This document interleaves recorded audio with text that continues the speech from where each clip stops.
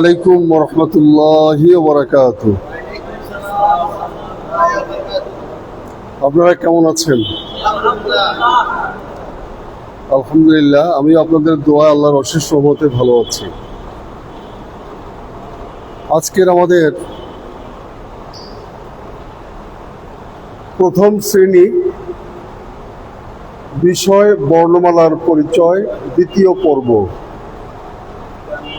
ইদগাম এর 6টি হরফ। আর আজকের তারিখ হচ্ছে 9/8/26 তারিখ। আমি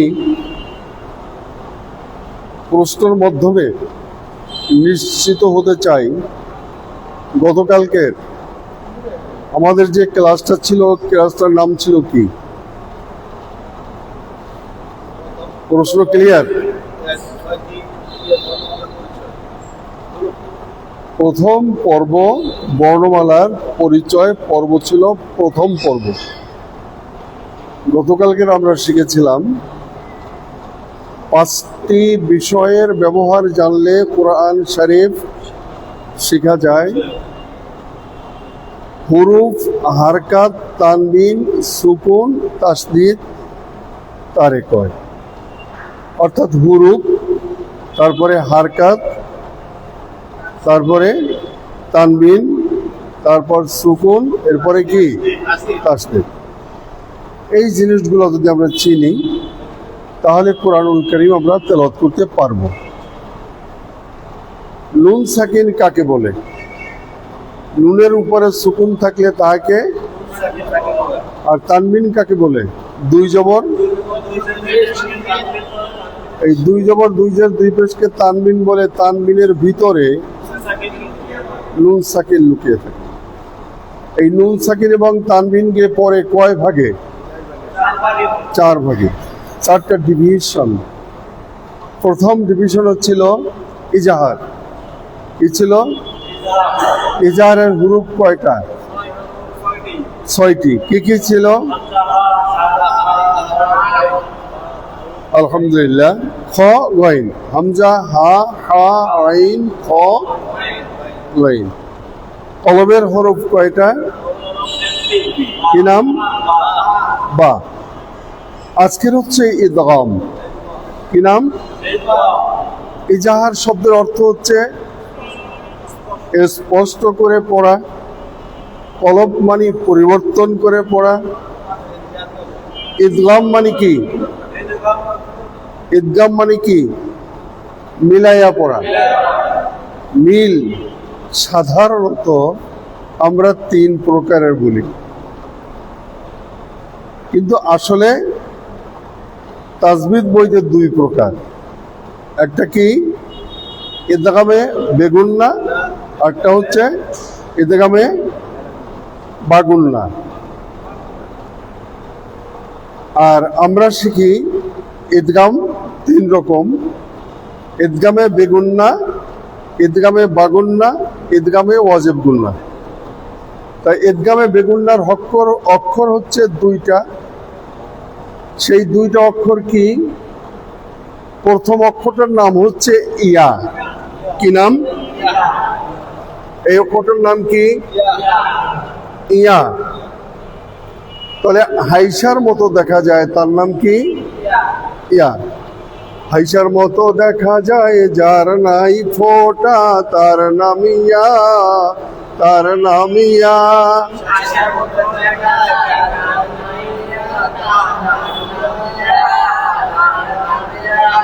স্পষ্ট ভাবে আমাদের বুঝতে হবে ইয়া 2 রকম। একটা ইয়া তার কোনো ফোঁটা নাই, আর একটা ইয়ায় ফোঁটা আছে। কি? একটা আলির নিচে 2টা ফোঁটা দিলে তার নাম ইয়া হবে। ক্লিয়ার?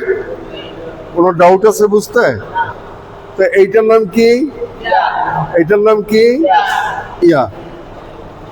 এইটার নাম হচ্ছে কাঁচির মতো দেখা যায়, যার ফোঁটা নাই, তার নাম কি? র। তাহলে ইয়া র কি হলো? ইয়া র, ইয়া র। বলেন এরপর হচ্ছে মিম, লাঠির মতো দেখা যায়, মাথাটা নিচে নয় উপরে, মাথাটা ধরা। কি ধরে? মাথা ধরে। মাথাটা কি নিচে না উপরে? উপরে মাথা। তাই বলছে লাঠির মতো দেখা যায়, না হয় মাথা নিচে, তার নাম কি? মিম। আর যদি লাঠি না থাকে তাহলে একটা চোখের মতো দেখা যায়, তার নাম কি? মিম। বড়শির মতো দেখা যায়, তার নাম কি? যদি বড়শি না থাকে, খাড়া দাগের নিচের দিকে বামে টান, তার নাম কি? তারপরে এটার নাম কি? ওয়াও। এটা কিসের মতো দেখা যায়?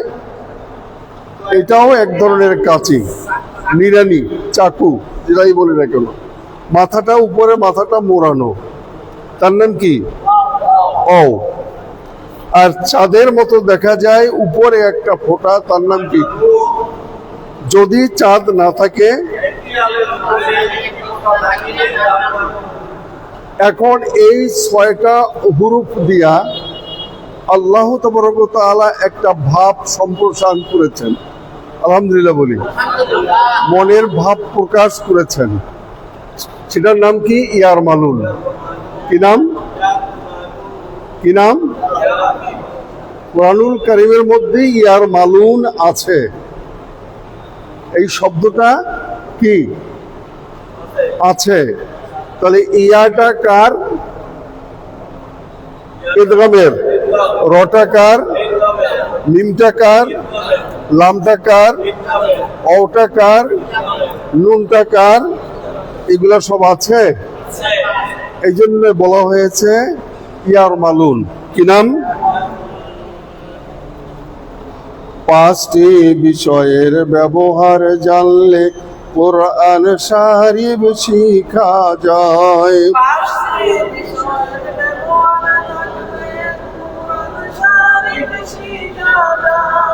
হুরুফ হরকত তানবীর সুকুন তাশদীদ তারে কয়। হুরুফ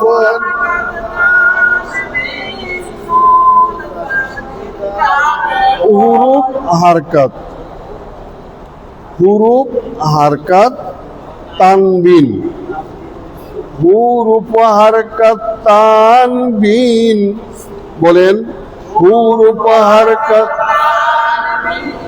হুরুফ হারকাত তানবিন, হুরুফ হারকাত তানবিন, হুরুফ হারকাত তানবিন। এটার নাম সুকুন। কি নাম? এটার নাম তাসদীদ। কি নাম? তাসদীদ। হুরুফ হারকাত তানবিন সুকুন তাসদীদ তারে কয়। হুরুফ হারকাত তানবিন সুকুন তাসদীদ তারে কয়। বাংলাতে অক্ষর আর আরবিতে হুরুফ কয়। বাংলাতে অক্ষর আর আরবিতে হুরুফ কয়। বাংলায় বলে অক্ষর, বর্ণমালা, তাই না? আর আরবিতে বলে কি? হুরুফ। বাংলাতে অক্ষর আর আরবিতে হুরুফ কয়।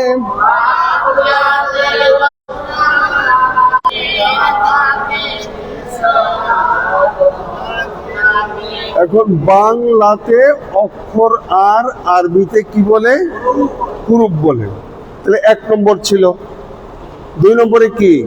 হারকাত। হারকাত কাকে বলে? জের থাকে নিচে আর জবর থাকে উপরে।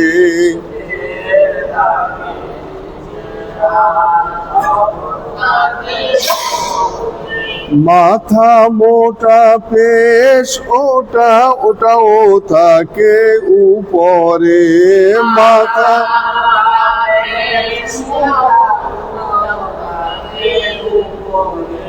তাহলে এক জবর এক জের এক পেশকে কি বলে? এক জবর এক জের এক পেশকে হারকাত বলা হয়।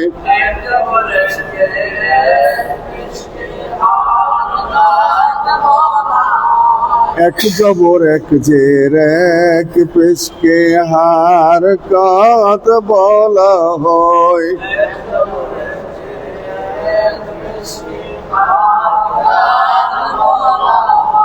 হারকাতের উচ্চারণ তাড়াতাড়ি করতে হয়।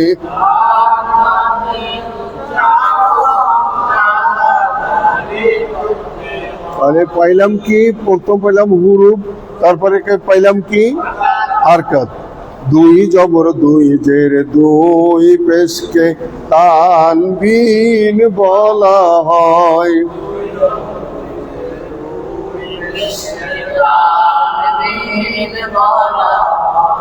তানবিনের ভিতরে নুন সাকিন লুকিয়ে রয়। তানবিনের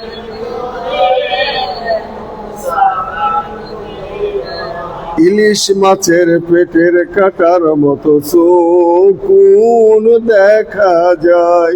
ইলিশ মাছের পেটের কাটার মতো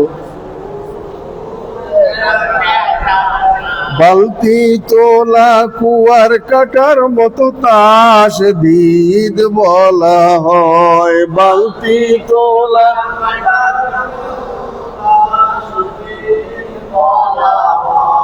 পরা একটু পরে কই বামের অক্ষর দেখে লই।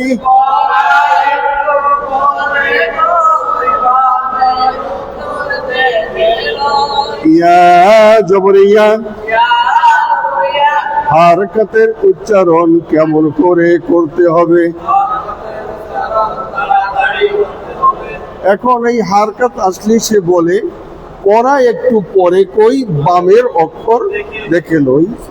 সুকুন অথবা তাসদীদওয়ালা অক্ষর দেখলে তার সাথে মিলাই নেব। এখন একটা হলো তাড়াতাড়ি মিলাবো, আর একটা একটু বিলম্ব করে মিলাবো, আর একটা বিলম্ব না তাড়াতাড়িও না। একটা শর্ট ট্রানজিটিভ, একটা লং ট্রানজিটিভ। ইংরেজিতে বলা হয় শর্ট ট্রানজিটিভ আর একটা লং ট্রানজিটিভ। আর আরবিতে বলে কি? ইদগামে বাগুন্না, ইদগামে ওয়াজিব গুন্না। আমি কথাটা বুঝাতে পারি নাই। আর ইদগামে বেগুন্নাটা হলো এক গুন্না ছাড়া কিছুতেই বিলম্ব করা যাবে না, খুব তাড়াতাড়ি করে দিতে হবে। কথাটা ক্লিয়ার? আচ্ছা, তাহলে এখন ইয়া করলো ঈদগাম, কাকে করলো ঈদগাম? ইয়ার জবর ইয়ার।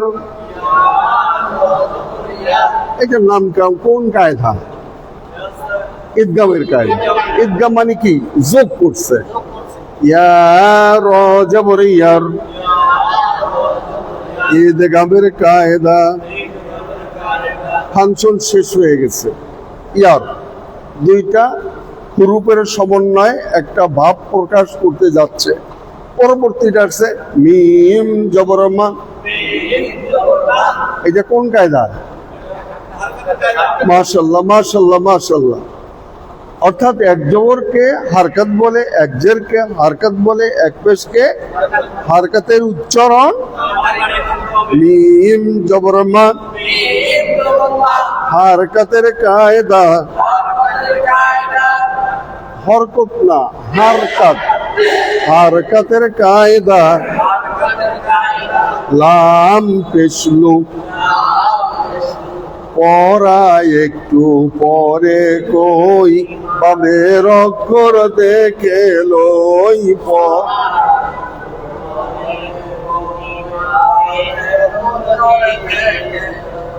সুকুন কিংবা তাসদিদ থাকলে তাহার সাথে মিলাইয়া লই, সুকুন কিংবা। এখন যখনই সম্পর্ক করব তখন কি আত্মীয় এটা জেনে নিশ্চিত হতে হবে নাকি? একটা লোককে শুধু সালাম দিলেই হয়, আসসালামু আলাইকুম, পথে দেখা হয়েছে। আর একটা আসসালামু আলাইকুম ওয়া রাহমাতুল্লাহি ওয়া বারাকাতুহু, হাত দিলাম, ইয়াগফিরুল্লাহু লানা ওয়া লাকুম। সময় একটু বাড়ছে না কমছে? আচ্ছা, এরপর একটা আসসালামু আলাইকুম ওয়া রাহমাতুল্লাহি ওয়া বারাকাতুহু। ভাইজান ভালো আছেন? বহুদিন পরে দেখা, দোস্ত আসো একটু চা খাইনি, বহুদিন পরে তোমার সাথে দেখা হয়েছে। তাহলে এই যে কুশলাদি জানা, তাকে একটু আপ্যায়ন করা, এটা দেরি না সহজ? দেরি না সহজ? দেরি। এই আপ্যায়ন করে দুইটা অহরূপ, একটা হচ্ছে নুনের উপরে তাসদিদ, আর একটা মিমের উপরে তাসদিদ। এখানে অনেকক্ষণ সময় আমাকে অপেক্ষা করতে হবে, আর এর ডান পাশে একটা হারকাতলা অক্ষর থাকতে হবে। আমি বুঝতে পারিনি। আচ্ছা, ওটা আমাদের আজকে সাবজেক্ট না, পরবর্তী সময় আমরা বুঝবো। এখন আমরা এটা মুখস্থ করে নিই। ঈদ গামের কয় হরফ? আরো একটু জোরে কন। ইয়া রা মিম লাম নুন, ইয়া রা মিম, ইয়া রা মিম লাম নুন। এখন এটা কি লিখতেছি? এটা কি লিখতেছি বুঝছেন তো? এটা কি বারবার লিখতে হবে আমাকে? 20 লেখলে বুঝবেন, আপনাকে 20 বার পড়তে হবে। এটা এই পড়াটা 8-5 হবে না, একবারে শুরু করতে হবে, একবারে শেষ করতে হবে। এই থাম থাম বলার সাথে সাথে কি থেমে গেল? একজন আগে একজন পরে করতে পারবে না, সৈনিক সুলভ মনোভাব বলে। এখন আমরা কি সৈনিক কিনা? আমরা কার সৈনিক? আলহামদুলিল্লাহ, কাছে কাছে আমরা সবাই এখন। যখন ইমাম সাহেব বলেন আল্লাহু আকবার, তখন কি আমি দাঁড়িয়ে থাকি না রুকুতে যাই? কথা বলেন না কেন? ইমাম সাহেব গেছেন, আমার যাওয়ার দরকার নেই। হবে সামি আল্লাহু লিমান হামিদা, কারণ ইমাম সাহেব আপনি ওখানে রেস্ট করেন, আমি দাঁড়াই, তাই হবে? ইমাম সাহেব বলছেন, ওনার কথাটাকে শুনতে হবে। এখন ওনার আগে যদি যাই তাহলে নামাজ আমার হবে? কথা বলেন না কেন? তাহলে ওখানে যদি ডিসিপ্লিন হয়, কোরআন তেলাওয়াত করার সময় ডিসিপ্লিন হয়, তাহলে আমাদের ভিতরে ডিসিপ্লিন করলে অসুবিধা আছে কিছু? সবাই কথা বলেন না কেন? এই 20 লিখেছি, তখন ধরতে হবে আমি শুরু করব এবং শেষ করব, জাজিমটা একই থাকবে আমার, ঠিক আছে? কম হবে না, বেশি হবে না। ইয়া রা মিম লাম নুন, ইয়া রা মিম, ইয়া রা মিম লাম নুন। 5 বার বলবেন, বলার পরে এখান থেকে বলবেন ইয়ারমালুন। কি বলবেন? এখানে বলবেন 5 বার। কি বলবেন দেখেন আমি কিভাবে বলবেন। ইয়া রা মিম লাম নুন, ইয়া রা মিম লাম নুন, ইয়া রা মিম লাম নুন, ইয়া রা মিম লাম নুন, ইয়া রা মিম লাম নুন, ইয়ারমালুন। কি হবে? ইয়ার মালুন, ইয়ার মালুন, ইয়ার মালুন, ইয়ার মালুন, ইয়ার মালুন। ঈদ গামের কয় হরফ?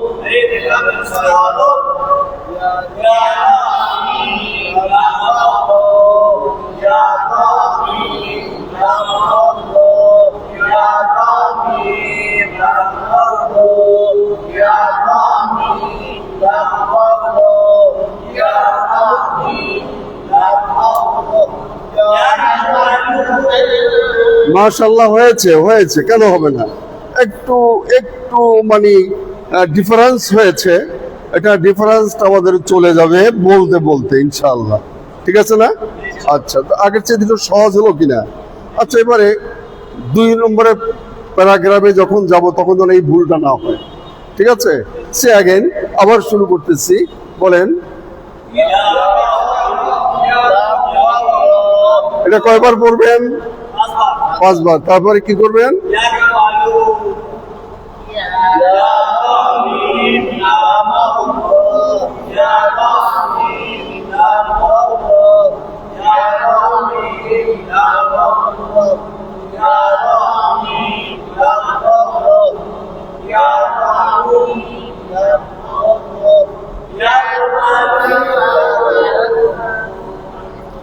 এখনো একটু একটু একটু একটু সন্দেহ সন্দেহ ভাব, মানে এর কারণ হচ্ছে কেউ একটু আস্তে পড়ে, কেউ একটু জোরে পড়ে।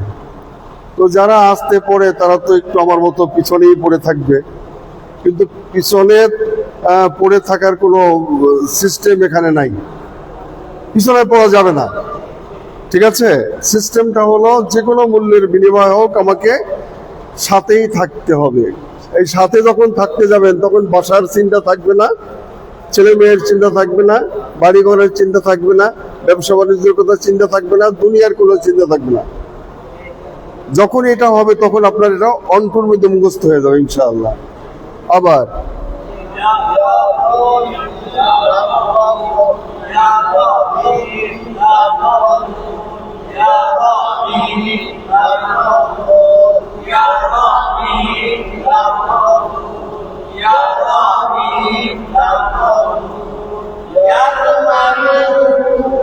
মাশাআল্লাহ মাশাআল্লাহ মাশাআল্লাহ, খুব সুন্দর হয়েছে। এখন ফিনিশিংটা দেখবো নিখুঁতভাবে আমরা পারি কিনা। ঠিক আছে, ঈদগামের কয় হরফ?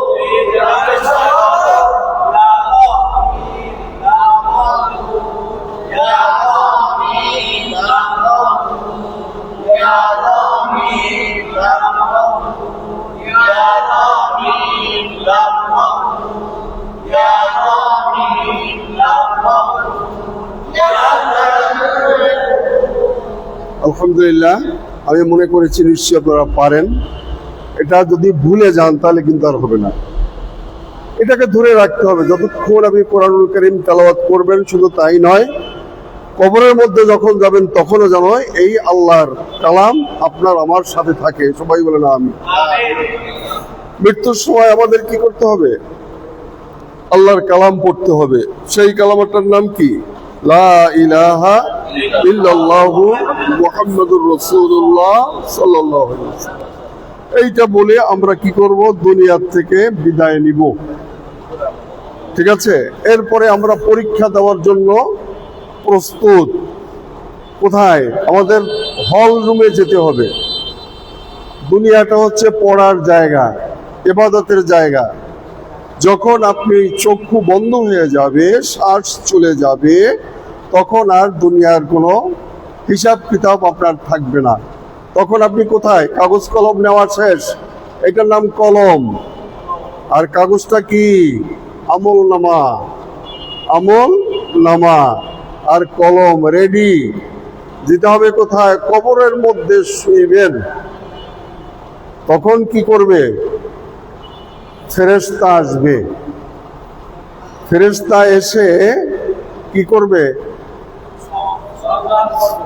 সওয়াল করবে, প্রশ্ন করবে।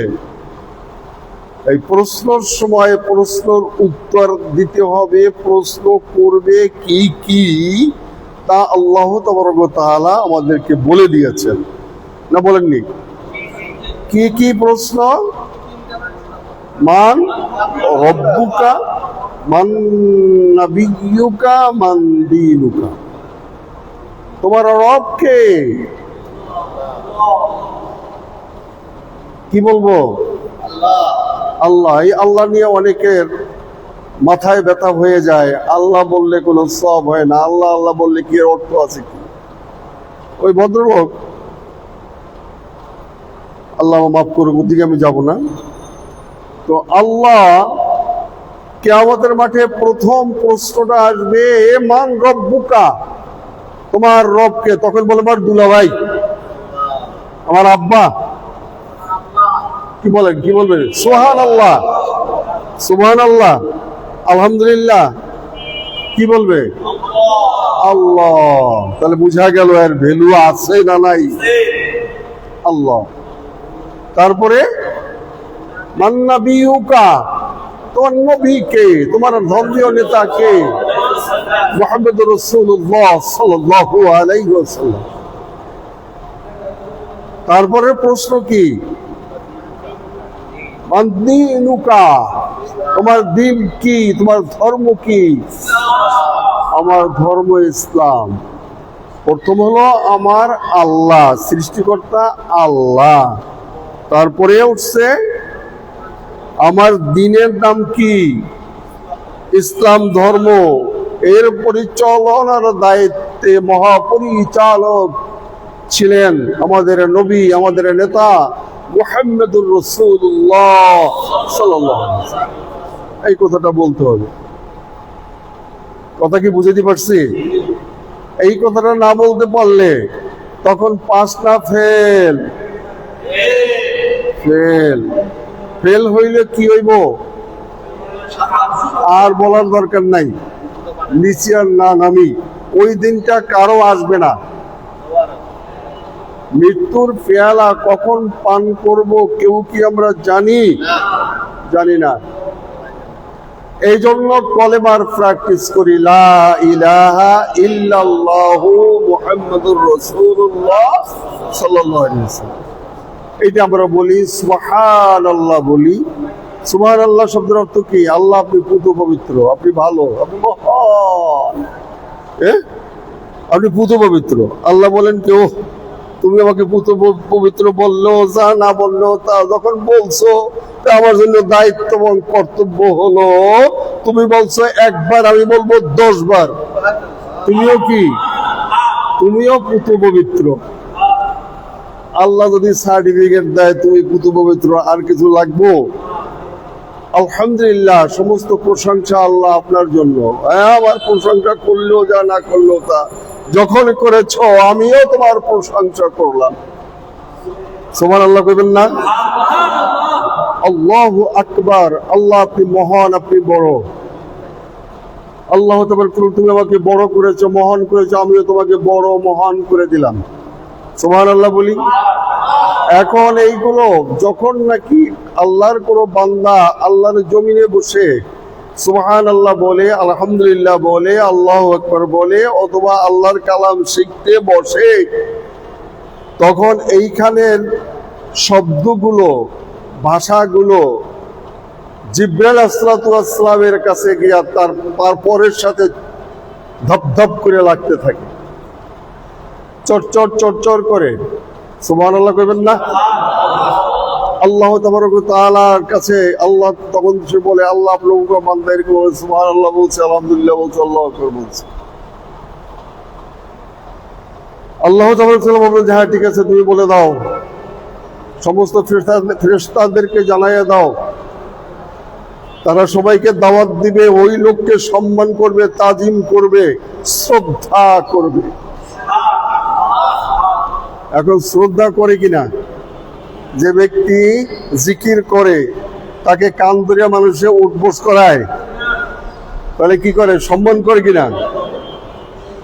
এখন যে ব্যক্তি জিকির করে ওই ব্যক্তি একজন সৈনিক হয়। সৈনিক কার? রাসূল পাক সাল্লাল্লাহু আলাইহি ওয়াসাল্লামের। উনি হচ্ছেন আমাদের সেনাপতি। এখন ড্রেস অফ অর্ডার, ড্রেস আসে। রাসূল পাক সাল্লাল্লাহু আলাইহি ওয়াসাল্লাম যে ড্রেস পরছেন সেই ড্রেস আমাদের পরতে হবে। সেই ড্রেসটার নাম কি? 1 নম্বর হলো মেসওয়াক করা।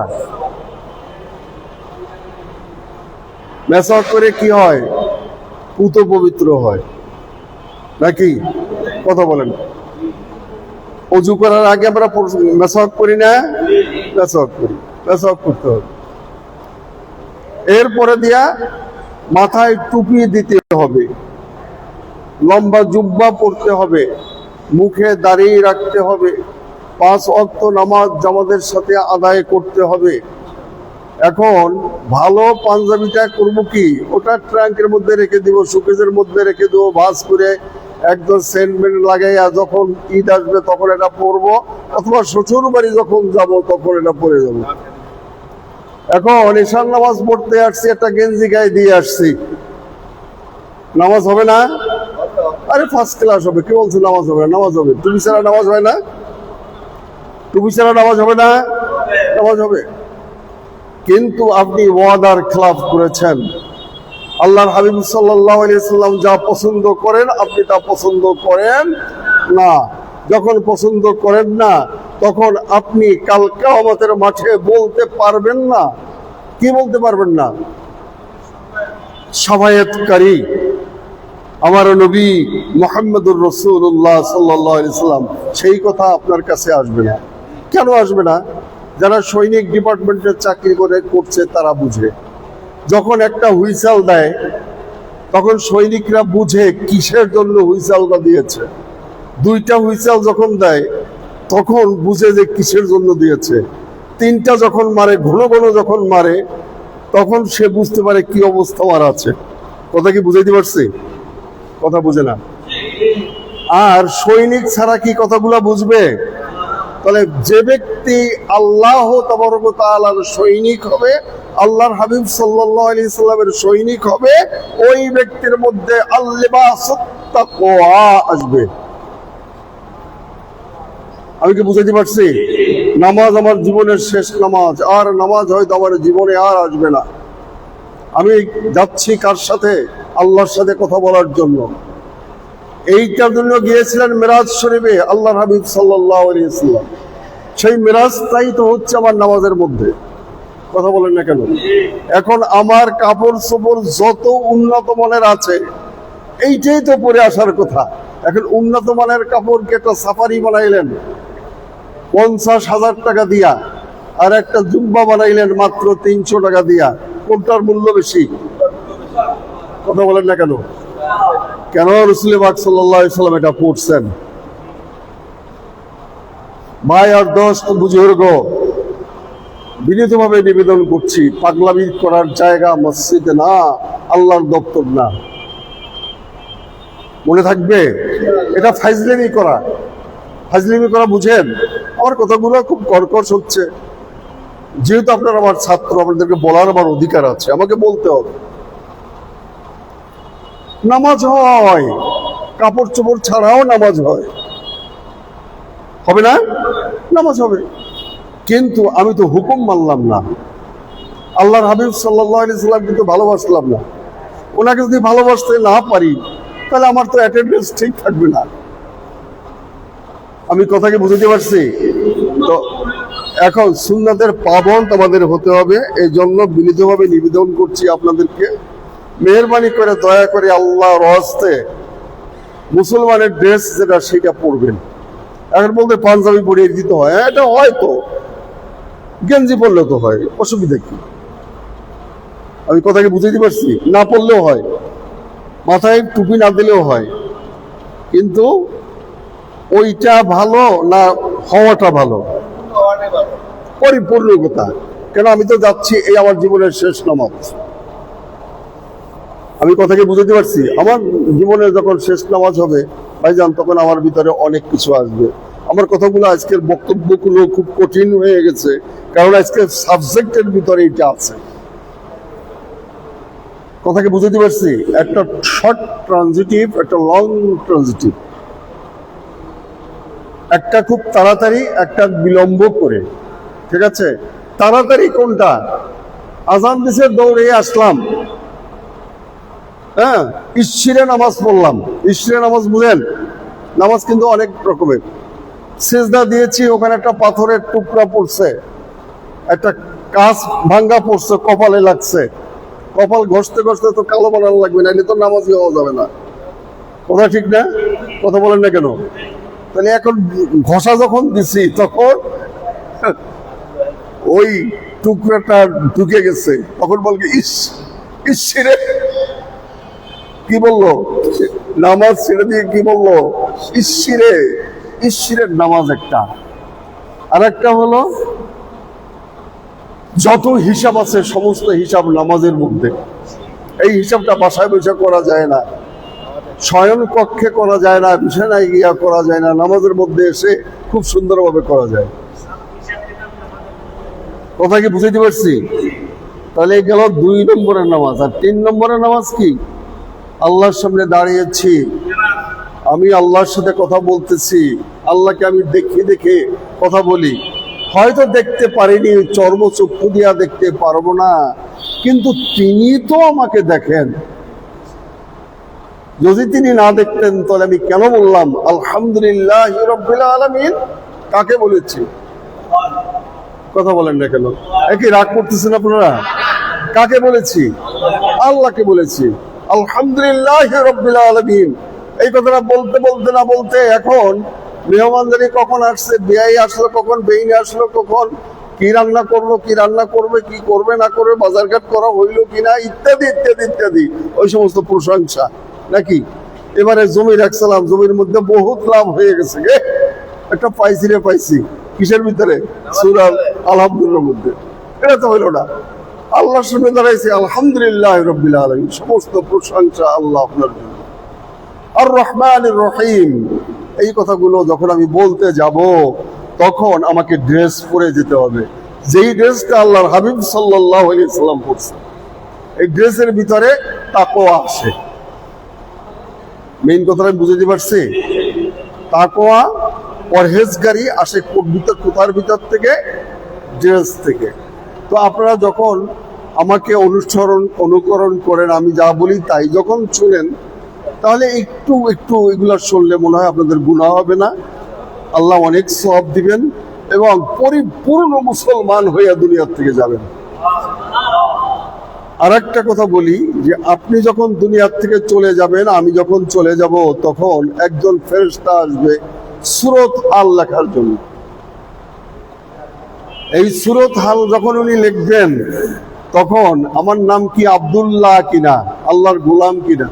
আল্লাহর গোলাম যে হবে তার মুখে দাড়ি হবে, আল্লাহর গোলাম যে হবে তার লম্বা জুব্বা হবে, আল্লাহর গোলাম যে হবে তার টুপি হবে, তার পাগড়ি হবে, তার মেসওয়াক হবে, লাল দস্তরখানা হবে, তসবিহ হবে, ঢিলাকুলের ব্যবস্থা হবে, সব কিছু ক্লিয়ার। উনি লিখবেন এগুলা পরিদর্শন করবার। কি লিখবেন? আব্দুল্লাহ। কার আব্দুল্লাহ? কার গোলাম? আল্লাহর গোলাম। এই চার্জশিটটা এইটা যাবে কোথায়? মুনকির নাকির যখন আপনার কাছে সব জল পড়বে, ঠিক সেই সময় ওই টেবিলের পর এটা উপস্থিত হবে। বিশ্বাস হয় কি হয় না? হইতেও তো পারে। যখন এটা উপস্থিত হবে তখন আপনার নাম মুত্তাকিন। এখন মুত্তাকিন বড় না ফেরেশতা বড়? কথা বলেন না কেন? মুত্তাকিন বড়। এখন সে করে কি? সেলুট। আসামিকে যদি সেলুট দেয় বিচারপতি, বিচারক, তাহলে আর কি বিচার আছে? প্রশ্ন আছে? মুত্তাকিন এগুলো সব মুখস্থ। আল্লাহ তাবারক তাআলা আমাদেরকে বুঝার মতো তৌফিক দান করুন।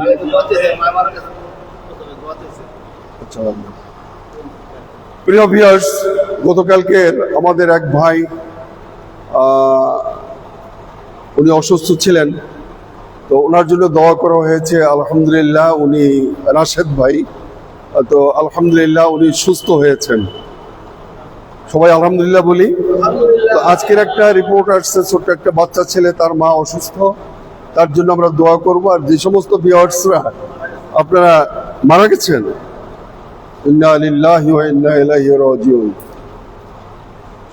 এক ছাত্রর মা ইন্তেকাল করেছেন, সবাই বলি ইন্না লিল্লাহি ওয়া ইন্না ইলাইহি রাজিউন। আমরা ওনার জন্য এখন দোয়া করব। আর আজকের যত সওয়াব হয়েছে সমস্ত সওয়াবটুকু যেন তার আমল নামায় আল্লাহ লিপিবদ্ধ করে দেন। সবাই আমিন বলি। আল্লাহ যেন তাকে মাফ করে দেন। সবাই আমিন বলি। আল্লাহুম্মা সাল্লি আলা সাইয়্যিদিনা নাবিয়িনা শাফিয়িনা হাবিবানা মাওলানা মুহাম্মদ সাল্লাল্লাহু আলাইহি ওয়া আলিহি ওয়া সাহবিহি ওয়া বারাক ওয়া সাল্লাম। আল্লাহুম্মা সাল্লি আলা সাইয়্যিদিনা নাবিয়িনা শাফিয়িনা হাবিবানা মাওলানা মুহাম্মদ সাল্লাল্লাহু আলাইহি ওয়া সাল্লাম। আগামীকালকে ক্লাসটা আবার এই সময় আমাদের হবে এবং তৃতীয় পর্ব হবে ইনশাল্লাহ বর্ণমালার পরিচয়। আল্লাহ আমাদের কবুল করুন, সবাই আমিন বলি। আল্লাহুম্মা আমিন। ربنا ظلمنا أنفسنا وإن لم تغفر لنا وترحمنا لنكونن من الخاسرين يا بني الله يا الله কখন যেন আজরাইল আসসালাতু ওয়াসসালাম সামনে এসে পড়ে, আল্লাহ আজরাইলকে দেখে যেন ভয় না পেয়ে যায়। ইয়া রাব্বুল আলামিন, মৃত্যুর আযাব যেন না হয়, কবর আযাব যেন না হয়। আল্লাহ তুমি আমাদেরকে হেফাজত করো, আল্লাহ বিপদ আপদ বলা মুসিবত থেকে তুমি হেফাজত করো ইয়া রাব্বুল আলামিন। আল্লাহ একটা বাচ্চা ছেলে এখানে ছাত্র, নিয়মিত পড়াশোনা করে, আল্লাহ তার মা ইন্তেকাল করেছে। আজকের যে সব আপনি মঞ্জুর করেছেন সমস্ত সবটুকু তার আমল নামায় আপনি লিপিবদ্ধ করে দেন। আল্লাহ তাকে আপনি মাফ করে দেন, তাকে আপনি জান্নাতুল ফিরদাউস নসিব করিয়া দেন। ইয়া ছাড়া আমাদের পিতা মাতা, দাদা দাদি, নানা নানি, শ্বশুর শাশুড়ি, আল্লাহ অনেকের স্ত্রীকে হারিয়ে ফেলছি, অনেক মায়ের স্বামীকে হারিয়ে ফেলছে, অনেক বোনের স্বামীকে হারিয়ে ফেলছে। ইয়া রাব্বুল আলামিন, সকলের হাদিয়া আপনি পৌঁছে দেন, সকলকে আপনি জান্নাতুল ফিরদাউস নসিব করিয়া দেন। হে আল্লাহ আমাদেরকে সৈনিক বানাইয়া নেন, হে আল্লাহ আপনার কোরআনের খাদেম বানাইয়া নেন, আপনি আমাদেরকে কবুলের মঞ্জুর করিয়া নেন। আল্লাহুম্মা বারশুকুনা হায়াতান তাইয়্যিবা, আল্লাহুম্মা রাব্বিনা كما ربياني صغيرا أخذ أمري إلى الله إن الله بصير بالعباد. وصلى الله تعالى على خير خلقه محمد وآله وصحابه أجمعين برحمتك يا أرحم الراحمين. السلام عليكم ورحمة الله وبركاته.